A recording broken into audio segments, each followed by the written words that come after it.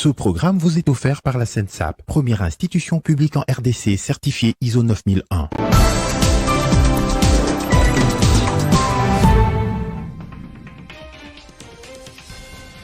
Parti présidentiel au pouvoir, Jean-Marc Kabound annonce sa démission du poste de vice-président de l'Assemblée nationale. Une décision non officielle réclame Mbosso Kodia. Mais que cachent alors ces phrases sur le mur de son compte Twitter? Est-ce une forme de pression? On revient sur les faits dans ce journal. Renforcement des mesures contre la Covid-19, le commissaire général de la police ville de Kinshasa revient plutôt à la charge pour rappeler les mesures édictées par le gouvernement, distanciation sociale, port obligatoire de masques et le couvre-feu sous peine des amendes. Et à la CENI, après prestation de serment à la cour des candidats de l'opposition, l'heure est au travail. La cérémonie de remise et reprise a débuté ce vendredi. Mesdames, Messieurs, bienvenue dans ce journal. On l'avait imaginé, la réaction de Jean-Marc Kabound n'a pas tardé après le désarmement des policiers commis à la surveillance de sa résidence. Le président par intérim de l'UDPS a annoncé sa démission du poste de premier vice-président de l'Assemblée nationale, une annonce sur son compte Twitter. Les décisions qui vont suivre, les heures à venir, deux petites phrases seulement ont suffi pour annoncer ce qu'il devrait prendre comme décision. Quelques minutes après, c'est son tweet qui annonce sa démission, sans donner plus de précisions sur sa décision. Et quelques secondes après, c'est sa résidence qui est envahie par Christophe Mbosso Kodia et quelques militants de l'UDPS.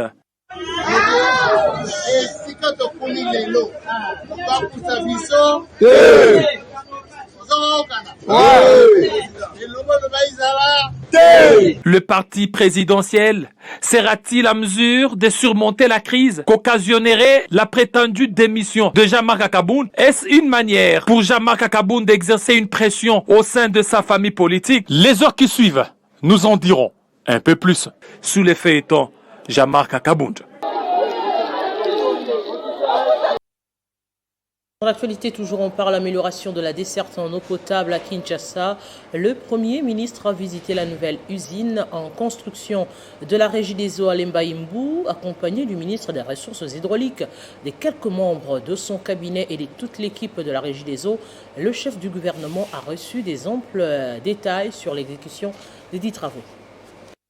Plus que déterminé à tout mettre en œuvre pour améliorer la desserte en eau potable sur l'ensemble du territoire national en général et dans la ville-province de Kinshasa en particulier, Samalou Kondé opte pour une mission de terrain à Kinshasa. Une visite sur le site où s'effectuent les travaux de construction de la nouvelle usine de captage et de pompage d'eau entrepris par la Régie des eaux à Lemba-Imbu dans la commune de Mongafula. Le chef du gouvernement veut l'accès à l'eau potable pour les habitants de ce coin de la capitale. Le chef du gouvernement a reçu des plus amples détails sur l'exécution des 10 travaux avant de procéder à la visite du site et de ses installations. Le ministre des Ressources hydrauliques a fait savoir que les équipes sont à pied d'œuvre pour donner de l'eau potable à ces populations. Aujourd'hui, il se dit satisfait de l'évolution des travaux et rassure que la population sera desservie en eau potable très rapidement sans attendre la fin des travaux. La visite s'est poursuivie à l'hôpital général de référence de Kinshasa pour s'assurer de la bonne évolution des travaux de construction et de modernisation de cette importante institution immobilière du pays. En droite ligne avec le slogan « Le peuple d'abord », Son Excellence, Monsieur le Président de la République, Félix-Antoine Tshisekedi, qui a ce souci par rapport à la couverture santé universelle, de revoir les grands patrimoines être réhabilités. Et ici, des travaux ont commencé pour réhabiliter l'hôpital Mama Emo, qui est l'un des plus grands hôpitaux de référence ici en République démocratique du Congo. Nous sommes heureux de voir que la première phase a bien débuté depuis 2 mois et demi. Et que comme c'est un projet sur 20 mois, on devrait très vite voir les bâtiments monter et avoir dans les temps, d'après les maîtres d'ouvrage, les explications qui nous ont été données, le bâtiment érigé et fonctionnel dans ce laps de 20 mois qu'on a donné. Il était accompagné des experts du BCECO et des équipes des prestataires à recruter pour l'exécution des travaux. Lutte contre la propagation de la Covid-19 et le variant Omicron RDC, le commissaire général de la police ville de Kinshasa revient à la charge. Silvano Kasongo promet des sanctions contre les récalcitrants en cas de non-respect des mesures édictées par le gouvernement, notamment le port de masque obligatoire et le couvre-feu à partir de 23h. C'est un véritable rappel à l'ordre à l'intention des tenanciers, bourgmestres et commandants sous-siat de la ville-province de Kinshasa par le commissaire provincial de la police, Silvano Kasongo, face au relâchement constaté dans les mesures barrières contre le Covid-19. Les mesures édictées par les autorités du pays face à la 4e vague du coronavirus étant sabotées par certains Quinois, le commissaire provincial de la police est clair, la loi doit s'appliquer dans toute sa rigueur. Compte tenu de la pandémie, aujourd'hui, il y a croissance encore de la maladie avec la 4e vague. Les gens ne portent pas les masques. Et en plus de cela, les boîtes de nuit ouvrent jusqu'à 2h, 3h du matin. Ils violent l'arrêté du gouverneur. C'est pourquoi on les a rappelés à l'ordre. On a fait la réunion ensemble avec le bourgmestre pour leur dire que dorénavant, ils doivent respecter. 23h, tout le monde doit fermer. Que ce soit les boîtes de nuit, que ce soit les restaurants, que ce soit toute activité est suspendue à partir de 23h. Et la police sera sur le terrain pour arrêter tout contrevenant. On sera là, il n'y aura pas de trafic d'influence, qui que vous soyez, nationaux ou étrangers.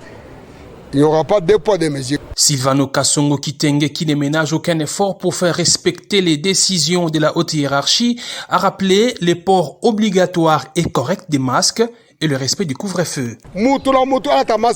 À partir de lobby, police a causé la balabala. On a la cache nette, bakangio, batiowana, on foutit à man, 10 000 francs. Ma personne qui tasse, ok. Ceux qui ont mon côté, même la police.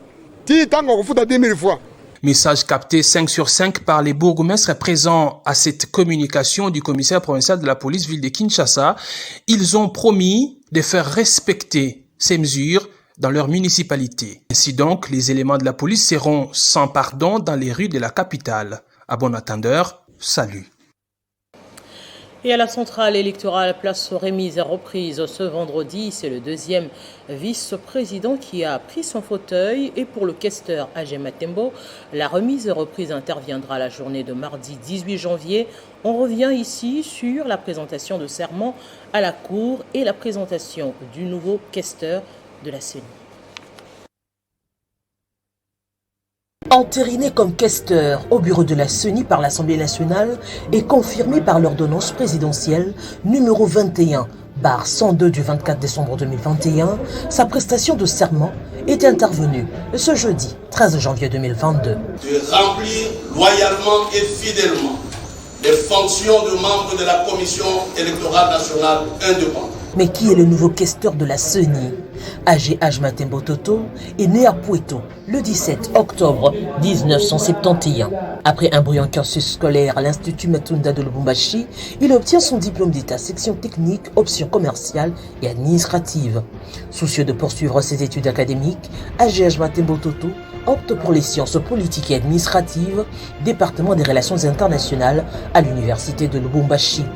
Ayant défendu son mémoire sur l'impact de la mondialisation économique face aux économies des États d'Afrique subsaharienne, cas de la République démocratique du Congo, avec acclamation du jury, il décroche son diplôme de licence. Désireux d'acquérir de nouvelles connaissances, Agé Matembo Toto s'est spécialisé dans plusieurs domaines tels que leadership, management, gestion des conflits, histoire politique du Congo, gestion des entreprises et des organisations. Passionné de la lecture et de la culture africaine, principale source de son inspiration idéologique, Agé Matembo Toto incarne l'homme d'État de la même fibre idéologique que Kimpan Vita, Simo Kimbangu, Patrice Emery Lumumba, Mzee Laurent Désiré Kabila et Joseph Kabila Kabange, des nationalistes qui ont impacté la République démocratique du Congo. Très vite, la passion de la politique le rattrapa et s'engage dans plusieurs mouvements associatifs. Cette passion politique l'emmènera à adhérer au comité du pouvoir populaire CPP, courant nationaliste initié par l'ancien président Mzee Laurent Désiré Kabila, qui prônait la démocratie en donnant le pouvoir au peuple. De ce fait, Agé Matembo Toto se réclame d'être kabiliste de la première heure. On retient de son cursus politique son élévation en 2016 comme vice-ministre de l'Environnement et Développement durable au gouvernement d'union nationale issu du dialogue intercongolais. En 2017, ayant fait montre d'un leadership avéré au poste précédent, après le dialogue politique de la Cinco, il est promu au poste de vice-ministre des Affaires étrangères et intégration régionale, ministère au sein duquel il a marqué de son empreinte la dotation des passeports biométriques congolais. Son sens managérial de l'administration et son esprit patriotique ont fait de lui l'un des rares vice-ministres emblématiques que ce ministère ait connu. En 2019, il est nommé ministre national de l'aménagement du territoire au gouvernement Ilunkamba, premier gouvernement post-alternance politique, soit l'ère du président Félix-Antoine Tshisekedi Tshilombo, et son mandat est marqué par la politique nationale de l'aménagement du territoire, un outil précieux pour booster le développement spatial et harmonieux de la RDC. En plus de proposer le projet de loi sur l'aménagement du territoire, à ce jour, il est heureux d'avoir laissé un ministère organisé et élevé au rang de ministère d'État. Autrefois membre de la majorité présidentielle MP, cofondateur et signataire de la charte du FCC en 2018, Agege Matembo Toto refuse l'option prise par sa famille politique de bloquer le processus électoral, voie par excellence pour pérenniser l'alternance démocratique. Animé d'un esprit républicain, patriotique et nationaliste, Agege Matembo Toto décide ensemble avec la dynamique progressiste et révolutionnaire de ne pas freiner cet élan démocratique dans notre pays et répond favorablement aux prescrits de la Constitution et à l'appel du chef de l'État Félix-Antoine Tshisekedi Tshilombo. Et la CENI affiche désormais complet avec comme mission l'organisation des élections crédibles, apaisées et transparentes à tous les niveaux des élections prévues en principe en 2023. Mission impossible, difficile. La classe politique reste divisée sur la mission de la centrale et le profil des membres, alors que pour certains, la machine des élections est désormais en marche. Une autre frange du FCC ne se sent pas concernée par cet acte. Ils ont prêté serment devant la Cour constitutionnelle. Les 3 membres issus de l'opposition, Didi Manara, en qualité de deuxième vice-président, Agege Matembo Kester et Jean Tokole comme membres de la plénière. Cette prestation n'a pas laissé indifférente la classe politique congolaise. Du côté PPRD, Fidel Likinda, c'est un non-événement car le peuple congolais attend les consensus et les élections pour 2023. Déjà du côté FCC, la bataille est déjà lancée. Pour Francine Muyumba, 2023, le peuple congolais doit nous faire confiance car nous conduirons le Congo à un niveau jamais atteint depuis l'indépendance. Côté PPRD Kasongo, province du Maniema, ce sont les félicitations qui pleuvent. Pour les députés honoraires Koko Kabwende Dieudonné, membre cofondateur du bureau politique du PPRD, c'est sous modulation des sentiments de joie et de joie sincère dans sa tradition maternelle qu'il a suivi la prestation des serments devant la Cour constitutionnelle en qualité de deuxième vice-président de Didi Manara. Au nom de sa base politique PPRD Kasongo, province du Maniema, il souhaite plein succès au deuxième vice-président Didi Manara. Désormais, l'équipe de la Commission électorale nationale indépendante affiche complet et attend les déboursements des fonds pour organiser les élections en 2023. Préoccupé par la crise politique qui sévit dans le Grand Équateur, le caucus des sénateurs de l'espace a échangé avec le président du Sénat, Modesto Bahati. La délégation était conduite par le deuxième vice-président de la Chambre haute, Sangoumate Mongonde. Les sénateurs élus de l'espace Grand Équateur ont demandé à Modeste Bahati Lukwebo d'accélérer la collaboration entre le Sénat, émanation des provinces, et l'Assemblée provinciale de l'Équateur afin de juguler la crise persistante au sein de cet organe délibérant. La délégation a en outre sollicité une rencontre avec le chef de l'État Félix-Antoine Tshisekedi afin de préparer sa prochaine tournée dans l'espace Grand Équateur et baliser le chemin de la conférence des gouverneurs annoncée dans les prochains jours en Mbandaka. Initiative très encourageante pour le président du Sénat qui leur a promis de faire parvenir toutes leurs préoccupations au président de la République. Un autre hôte au cabinet du président du Sénat, c'est le député national élu de la ville de Goma, au Nord Kivu. Josué Mufula a présenté les difficultés liées à l'approvisionnement en eau potable dans la ville de Goma depuis l'éruption volcanique l'année dernière. Selon Josué Mufula, ils ont trouvé les solutions durables à proposer au gouvernement. La question de prise en charge des réfugiés burundais et des sinistrés du volcan Nyiragongo a été également évoquée. Monsieur Mufula a salué la promptitude de l'approche bâtie dans la recherche de solutions à soumettre à l'exécutif national. Et puis le vice-premier ministre Jean-Pierre Liaou a inauguré l'aile 1 et 2 du bâtiment administratif de la fonction publique. Cet ouvrage a été réalisé avec l'appui de la Banque mondiale via le programme PPRAP. L'objectif poursuivi est l'amélioration des conditions de travail des agents publics de l'État. Voici à quoi ressemblait le bâtiment administratif de la fonction publique. Aujourd'hui, un cadre d'accueil digne de ce nom. Dans sa détermination à améliorer les conditions de travail des agents publics de l'État, le vice-premier ministre, ministre de la fonction publique, Jean-Pierre Liaou, avait procédé au lancement des travaux de réhabilitation de ce bâtiment dans le cadre du PRAP avec l'appui financier de la Banque mondiale. Déjà ce jeudi, Jean-Pierre Liaou a inauguré l'aile 1 et 2 qui répondent aux normes d'une infrastructure d'accueil. Aujourd'hui, le fait est que beaucoup d'agents publics de l'État travaillent dans des conditions inacceptables.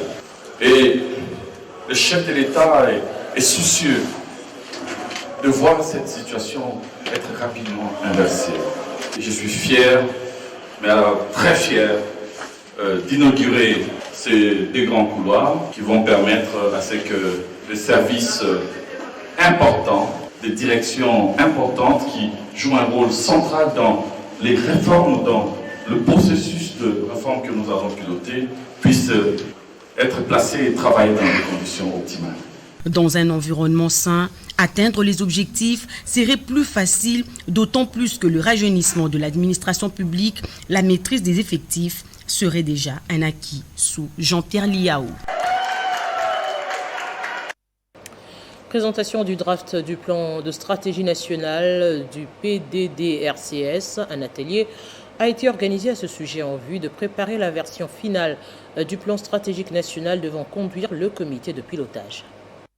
Destiné aux experts des ministères et autres institutions siégeant au comité de pilotage du PDDRCS, cet atelier sur la présentation du draft du plan de stratégie nationale de ces derniers avait pour but de préparer la version finale du plan stratégique pour la mise en œuvre du désarmement, démobilisation, relèvement communautaire et stabilité. Prenant la parole, l'assistant principal du coordonnateur national a présenté les différents aspects du PDDRCS, complétés par les coordonnateurs nationaux adjoints qui ont répondu aux préoccupations des participants. Je m'imagine que lorsqu'ils vont parcourir ce draft, ils ne manqueront pas d'apporter à chaque fois un élément d'enrichissement de manière à nous aider à avoir enfin un document qui pourrait servir d'agenda. Les interventions des différents participants ont porté entre autres sur la décentralisation technique et opérationnelle, la transparence de l'appui des partenaires internationaux et autres. VT. Même la justice en soi distributive pour ceux qui ont commis des crimes, pour ceux qui ont commis des infractions, je crois que c'est important. Notre part, c'est rarement des détails pour rétablir de l'ordre, pour mettre encore l'espérance dans la population et dans nos communautés. Cette rencontre de réflexion organisée par le PDDRC a été conduite par le coordonnateur national adjoint chargé des opérations, le colonel magistrat Pierre-Égide Bossalé, accompagné de la coordonnatrice nationale adjointe chargée de l'administration et des finances, Patricia Toulouka. Le groupe d'intérêt économique Alliance des bâtisseurs congolais vient de lancer officiellement son site internet jie-abc.com. La cérémonie de lancement a eu lieu au cours de la cérémonie d'échange de vœux et par la même occasion, l'on a annoncé l'acquisition du marché pour la construction des infrastructures devant abriter les Jeux de la francophonie. Ils sont tous entrepreneurs congolais évoluant au pays et se regroupant dans cette structure dénommée Alliance des bâtisseurs du Congo ABC. Le site internet de l'Alliance des bâtisseurs congolais. Dans cette plateforme des entrepreneurs, elle est l'intermédiaire entre les entreprises et les offres de marché, mais avec une particularité. Cette tradition fait à ce que nous puissions avoir une belle tradition, mais c'est peut-être l'une des rares que nous souhaiterions voir maintenir à terme dans ces consortiums qui doit être celui du mouvement, du changement. Des réalisations en cours, on parle des travaux de l'avenue Massekita, Kwamut, Kimwinza, le curage des caniveaux et aussi la construction du stade Tata Raphaël. Et maintenant, tout ce qui concerne les Jeux de la francophonie. Nous nous sommes déployés sur des chantiers suivants. Massekita, taux d'exécution 45%. BAD, taux d'exécution 23,35%. Kwamut, taux d'exécution 53,95%. Boucle Ubangi, taux d'exécution 36,29%. Sayo, taux d'exécution 15%. Chaussée de Kimwenza, taux d'exécution 21,18%. Et pour les Jeux de la francophonie, taux d'exécution 30%. Pour le conseil spécial du chef de l'État, l'heure est à l'éclosion des entreprises congolaises via ABC et ce soutien du gouvernement tombe à point nommé pour faciliter l'accès au marché public. Et pour plus d'informations, consultez désormais jie-abc.com. L'organisation Congo Secours et Développement Intégré va réhabiliter 5 km de route de desserte agricole dans le territoire de Kabaré au sud Kivu. Ils ont bénéficié du financement du ministère national de développement rural grâce au plaidoyer du député national Claude Nyamugabo. La cérémonie de lancement est intervenue sous les ovations de la population. Une procession d'allégresse des habitants de Momosho dans le territoire de Kabaré pour saluer le lancement des travaux de réhabilitation de la route Momosho-Nyangezi. Il s'agit de 5 km de route de desserte agricole sur l'axe Chikungansinzi qui seront réfectionnés. Objectif, appuyer les petits producteurs agricoles pratiquant une agriculture familiale ou de subsistance à passer progressivement vers une agriculture orientée vers le marché. La praticabilité des routes de desserte agricole est l'un des moyens devant permettre d'atteindre les résultats escomptés. Ce projet est mis en œuvre par le ministère national de développement rural. Le gouvernement de la RDC compte énormément sur ce projet pour booster le développement de ces territoires. Les travaux qui seront menés localement, c'est faire les cantonnages, pouvoir mettre des ponts pour les passages de l'eau pour ne plus détruire la route.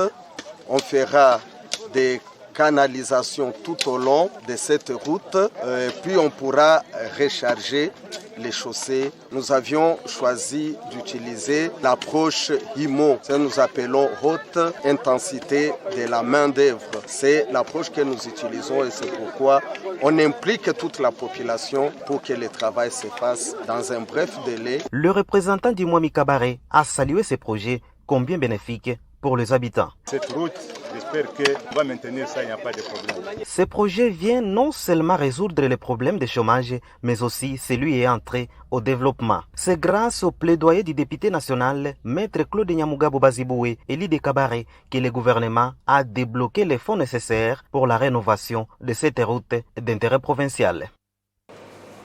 Et puis l'association des pétroliers du Nord Kivu à Penoki souhaite continuer avec les travaux de modernisation de la ville de Goma à travers la taxe conventionnelle à chaque achat du carburant à la pompe pour cette nouvelle année. L'annonce est de leur président Providence Mouiga au cours d'une cérémonie d'échange de vœux.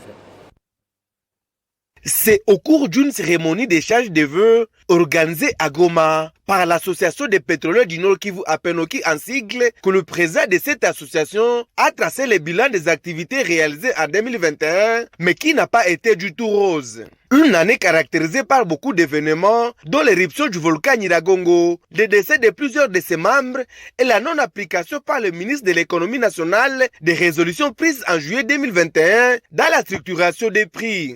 Pour cette année 2022, la Penoki compte continuer avec ses différents projets de modernisation de la voirie urbaine de Goma. Nous avons dressé un bilan de l'année passée, 2021, et nous avons fait des propositions à l'autorité provinciale par rapport à notre partenariat public-privé.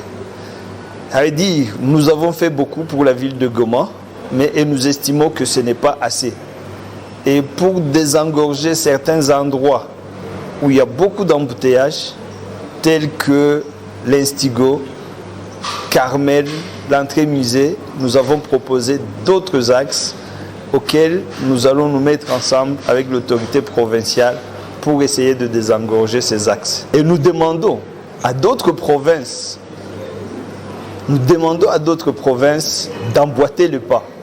Parce que quand nous arrivons à Kinshasa, quand nous arrivons à Bukavu, la ville voisine, nous nous rendons compte qu'ils sont restés loin derrière nous par rapport à ce qui est en train d'être fait. Et donc, nous leur demandons de copier ce que nous sommes en train de faire et ça pourra aider le chef de l'État dans sa vision du développement de la République. Pour lier l'utile à l'agréable, un repas et un verre ont été partagés entre les membres de la Penoki pour démarrer en bonté l'année 2022 et cela avec de nouvelles perspectives.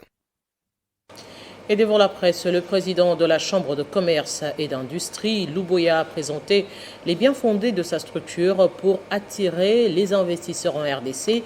Il a saisi l'occasion pour appeler les Congolais à adhérer et aux autorités de simplifier les démarches pour les entreprises. L'éveil de la conscience congolaise face à la réalité du pays est le thème développé en ces jours pour sensibiliser les Congolais à adhérer à la Chambre de commerce et d'industrie RDC Europe et de comprendre les mécanismes de son fonctionnement. Et c'était devant les chevaliers de la plume. Ce qu'on peut retenir, c'est que nous devons mettre une rupture entre les anciennes habitudes sur le plan politique, sur le plan économique et sur le plan social. Nous devons créer ce qu'on appelle le patriotisme. Nous devons créer ce qu'on appelle l'amour entre nous, chers amis. Ce pays ne peut pas décoller avec les anciens systèmes. Ce pays ne peut pas décoller dans l'individualisme. Ce pays ne peut décoller si nous nous réunissons tous ensemble en amour et nous regardons devant. Voilà pourquoi j'ai appelé ça l'éveil de la conscience congolaise face aux réalités de ce pays. L'adhésion à la Chambre de commerce permettra à sensibiliser les investisseurs à venir en République démocratique du Congo. Quand vous regardez les boulevards de la République, il n'y a pas un Congolais commerçant. Des mêmes boulevards, il n'y a pas une banque congolaise. Est-ce que nous sommes dans une république? Je demande l'éveil de la conscience du peuple dans chaque secteur d'activité. Réveillez-vous, dites non à la corruption. Réveillez-vous, fouinez partout, il y a la corruption, les vols, dénoncez-les. Vous avez peur de mourir. La Chambre des commerces et de l'industrie dispose aujourd'hui d'un portefeuille de connaissances vastes et denses permettant d'exécuter ses engagements envers la population. Les oubliés de la République démocratique du Congo doivent savoir qu'ils ne sont plus oubliés. Le Congo doit aujourd'hui faire front commun pour redonner aux Congolais ce qui lui appartient de droit. Conclut M. Louboya Moukadi.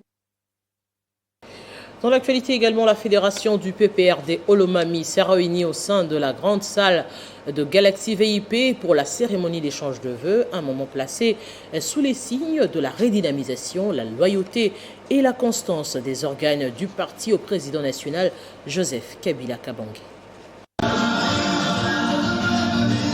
Plusieurs cadres du Parti du Peuple pour la Reconstruction et la Démocratie et membres du Front commun pour le Congo ont répondu activement à cette mince politique. Le secrétaire fédéral du PPRD Olomami, Jackson Kalenga Mwenzemi, a présenté et annoncé la grandeur du PPRD, parti de masse qui s'inscrit dans la logique de son président national, Joseph Kabila. Les membres du PPRD doivent porter haut l'étendard du parti et se mobiliser pour les échéances électorales de 2023. Le parti doit multiplier les efforts à travers les cafés politiques, visites dans la ville de Kamina et les communes, dans les territoires et les chefferies, ainsi que d'autres entités.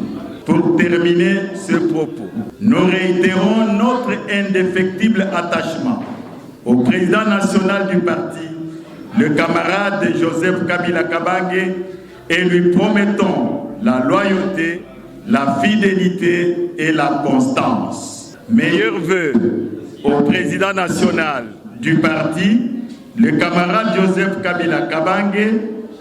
Meilleurs vœux au secrétaire permanent, le camarade Emmanuel Chadari, et les organes de notre parti. C'est dans une ambiance de fête et de partage entre camarades que s'est déroulée cette cérémonie d'échange de vœux. Les organes du parti doivent se ranger en ordre utile pour remporter haut la main les échéances électorales de 2023. Mot d'ordre du secrétaire fédéral du PPRD Olomami.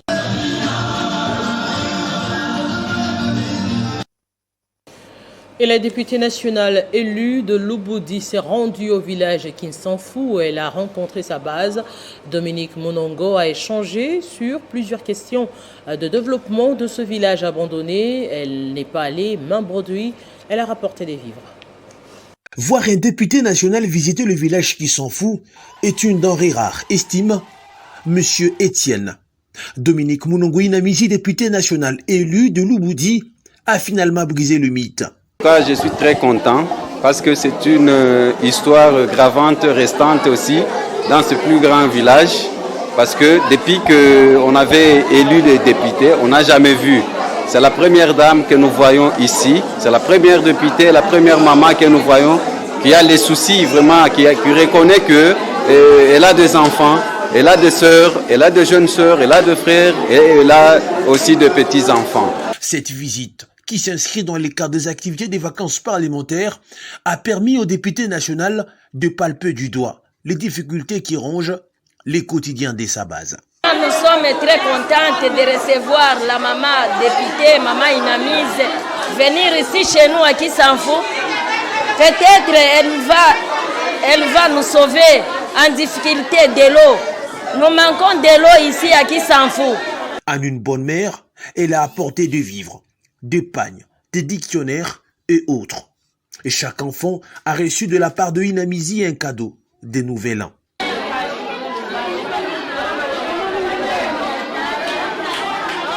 Les femmes de Kinsanfu ont reçu chacune un pagne.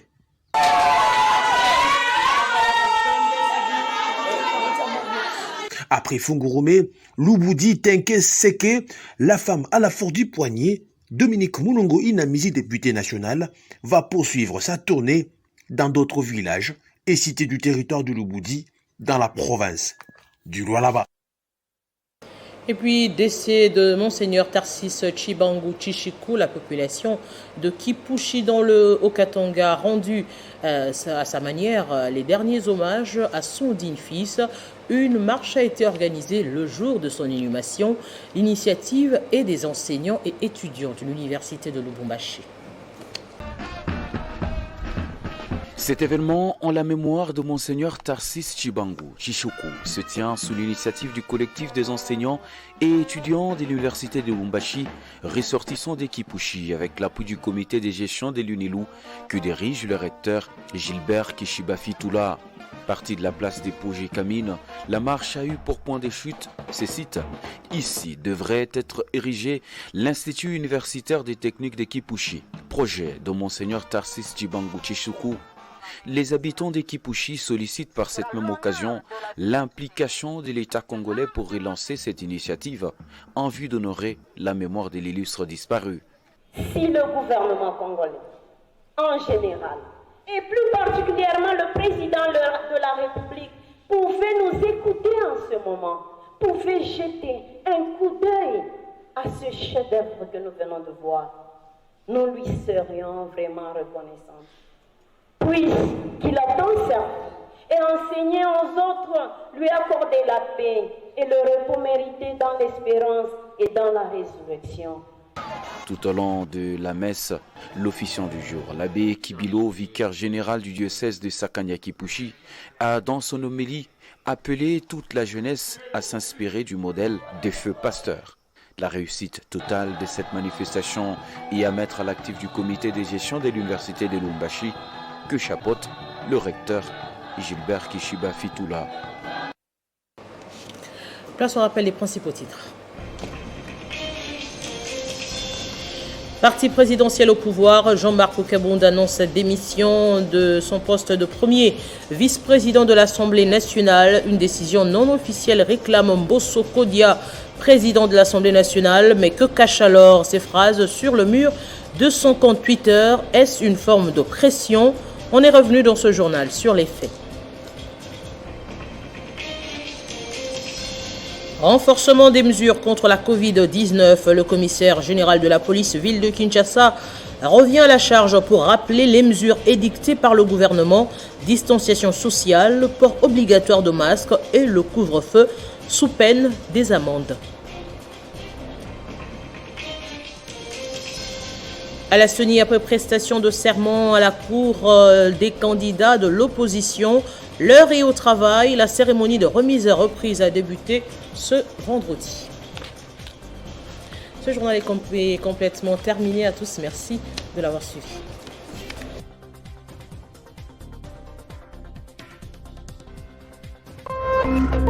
Téléchargez les infos Télé 50 sur www.tele50.cd. Ce programme vous a été offert par la SENSAP, première institution publique en RDC certifiée ISO 9001.